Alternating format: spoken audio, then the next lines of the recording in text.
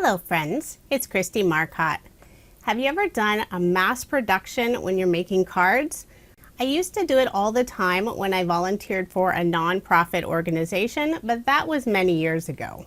I was recently asked by a close friend if I could make 50 thank you cards. She's getting married this month and wants to give out handmade thank you cards. The card design I used required quite a few die cuts, so it did take probably about 2 days to cut out all the pieces required. Those little tiny circles, I needed 150 of those, and then 50 of the flowers, and there's 4 different die cuts for each of those flowers. The biggest challenge for this card was finding enough pattern paper to work with her wedding colors. I needed plenty for 50 cards, so I did look for a sketch where I wouldn't need large pieces of pattern paper. So that's why I went with the OWH sketch. I found a couple of pattern papers at the nearby Michael's. So I have a nice wood plank and then also this blue distress polka dot paper. So with the OWH sketch, this is number 219, I'm going to use that wood grain at the bottom and the blue polka dot for that larger rectangle piece. Now one thing I don't like about this paper, it's very thin. It almost feels like a copy paper thickness. Generally, the pattern paper I use on my cards is at least a 65 or 80 pound weight. But since I needed to keep the cards fairly flat, it was okay to have that lighter weight pattern paper. I also won't be adding as many cardstock layers as I usually would, simply to keep the card on the thinner side. For the background of the card, I'm using some light tan cardstock. Not sure of the brand, this is cardstock I've had on hand for many years. I'll layer everything on some dark brown cardstock, and this is also cardstock I've had on hand. When I've used this sketch in the past, that blue polka dot paper, I would have added a cardstock layer. Again, trying to keep everything fairly flat. For the strip that goes across the card, I'm using some more of this dark brown cardstock. Adhere it using some liquid adhesive. If you're using thin pattern paper like this, I wouldn't recommend adhering it with liquid adhesive. It may warp or ripple the paper. The ATG works just fine. However, for any of the cardstock pieces, the liquid adhesive is just fine. So now that I have my main card front, I'll put this onto a card base. I am leaving that 1/8 of an inch of the white card base showing. The brown cardstock layer is an additional 1/8 of an inch to the measurements of the sketch. The other wedding color is this beautiful yellow, and I could not find any pattern paper that had that yellow or any beautiful flowers on it. So I decided to purchase Altenew's Craft-a-flower Daisy. That way I didn't have to worry about pattern paper. I simply had to purchase a couple different yellow cardstock colors. Now the main flower has 2 different die cut pieces. I use that darker yellow for the background piece and then the light yellow for the front.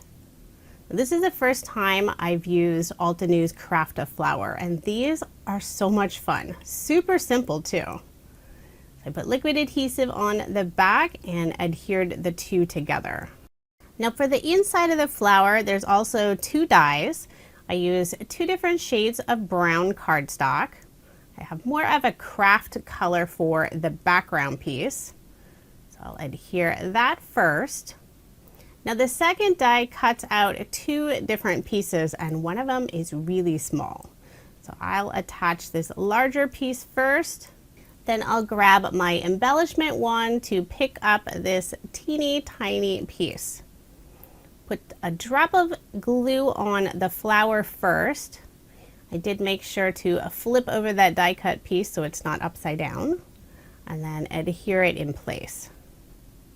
And any of the liquid adhesive, you can see a little bit of the white, it will dry clear.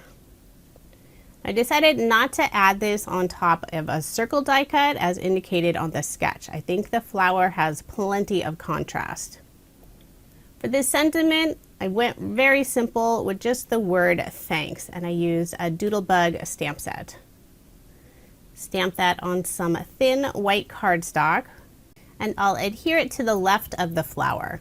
So the lower portion of the flower will overlap the very corner of that sentiment strip. Put liquid adhesive on the back of the flower and adhere it to the card. So I know it looks like lots of different cardstock layers, but overall this card is nice and flat and shouldn't require any extra postage to mail. Now for the 3 circles on the left, I used a stitch circle die from Lawn Fawn, and to add a little extra shimmer, I used some brown pearlescent cardstock. Put liquid adhesive on the back and adhere those 3 circles on the left. And there is my finished card. Well, at least one of them. I did end up making 50. So you can see how thin that card really is. Now I did keep track of what I used and about how much it cost. I will be giving her 50 envelopes, and that cost about $2.50.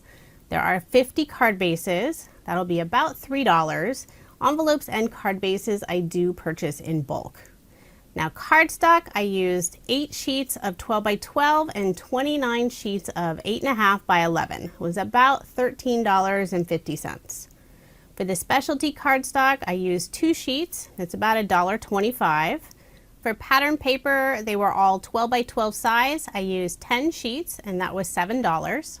For adhesive, I used 2 rolls of ATG tape. It's about $1.80. And for liquid adhesive, I'm not sure how much I used. Not enough to worry about. Now for other supplies, I already had the Doodlebug Thanks stamp set, but I did purchase the Altenew Craft-a-flower Daisy die set. But I'll be able to use that again and again. So not including the die or the stamp set, the total for 50 cards was just under $30. Of course, this doesn't include the labor involved. I think it ended up taking me 3 to 4 days, and that's with my daughter helping me die cut out many of those pieces. This was a very fun project, and I was happy to help out my good friend. Thank you so much for watching, and I hope you have a wonderful day.